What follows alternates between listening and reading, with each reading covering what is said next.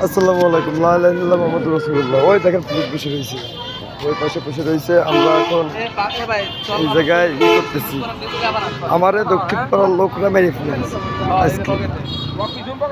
যা করেছে ওরা, ঠিক আছে, যদি আমাকে টাকা না থাকতো, যদি আমি আল্লাহর উপর বিশ্বাস না করতাম, যদি আমি অন্য হতাম, ওর টাকা না পেতো, টাকা না দেওয়া হতো ওকে, ওরা আজকে মেরে ফেলে দিত। 5,000 টাকা নিয়ে গেছে। কার কাছ থেকে? ওই যে ওই পাশে ইটা আছে, নামটা কি ভুলে গেলাম।